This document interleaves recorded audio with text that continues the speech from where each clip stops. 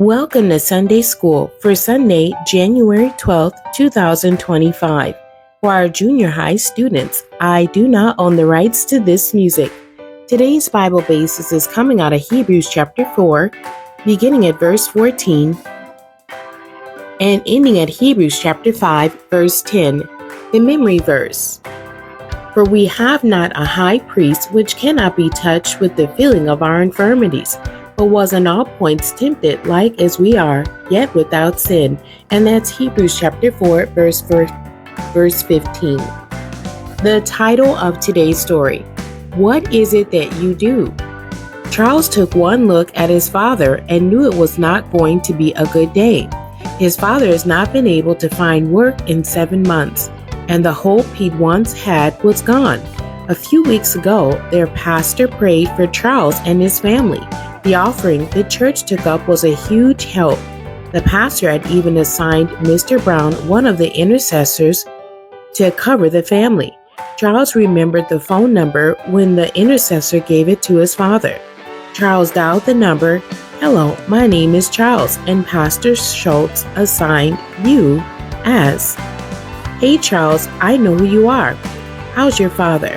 After explaining his father's disposition, Mr. Brown offered to come over for a visit. Charles thought to himself that it'd be great if Mr. Brown brought his father some money.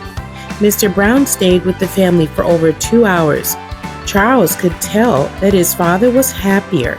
Mr. Brown read the Bible to them, choosing scriptures about God's provision. He prayed for them, and then he stood up to leave. Charles walked him all the way to the car, still expecting money. When he realized that Mr. Brown was leaving them empty-handed, he asked, "So what is it that intercessors do?" "We stand in the gap for people. When hurting people don't know that they should pray, or when they don't have the strength to pray, an intercessor does it for them." "So they don't help out with money?" "No, son. The church already took up a collection to help your family. What your dad also needs right now is faith, if he's going to find another job, and it's my duty as an intercessor to help him keep that strong too."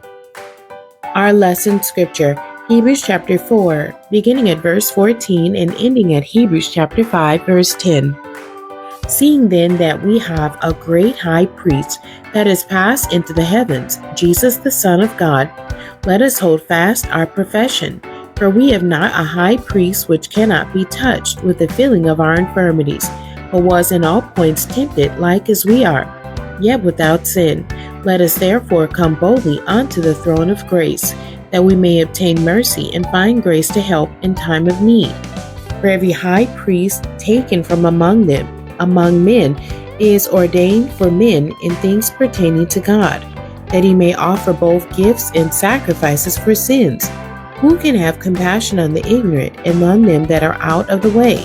For that he himself also is compassed with infirmity, and by reason hereof he ought as for the people, so also for himself, to offer for sins.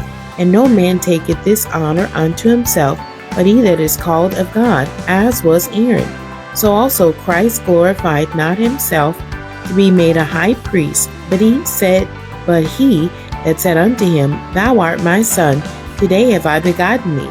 As he saith also in another place, Thou art a priest forever, after the order of Melchizedek, who in the days of his flesh, when he had offered up prayers and supplications with strong crying and tears unto him that was able to save him from death, and was heard, in that he feared, though he were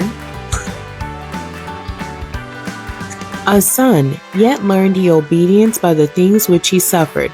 And being made perfect, he became the author of eternal salvation unto all them that obey him, called of God a high priest after the order of Melchizedek. Jesus intercedes for us.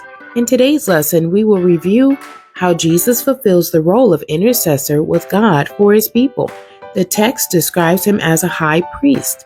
The author of our text makes sure we know the purpose of a high priest as well as their duties, calling, and characteristics. Moreover, the author compares earthly high priest to Jesus, our perfect high priest, and shows us how to conduct ourselves before him.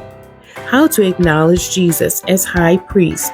Number 1, don't let go of what we believe about God and his promises. And that's Hebrews chapter 4, verse 14.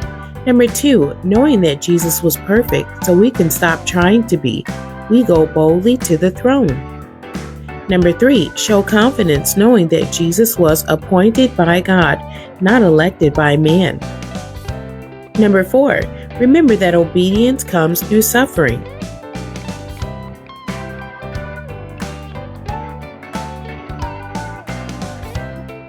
I'm on your side. Since the lesson theme is Jesus intercedes for us, you will play an indoor mind-filled game. Pair off, each team will get a blindfold. Teams will take turns trying to verbally guide their blindfolded partner across the minefield of objects without running into any of the fake mines. Continue with the activity until all groups have successfully navigated the minefield while blindfolded. Someone's on my side. While many people think that being a Christian is lonely, especially when we do wrong, today's lesson presents good news. We are not alone when we misstep. Jesus is an ever-present help and is depicted in the text as an intercessor for us. In today's life need story, Charles learns that he and his family are not alone. Asking for help. Some people find it hard to ask for help, especially from above.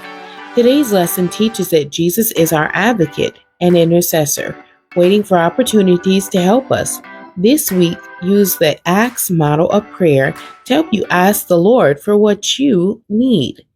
A for adoration, C for confession, T for thanksgiving, and S for supplication. Use your dictionary to find these words if you need help using them. The end. God bless you and thank you for joining me today.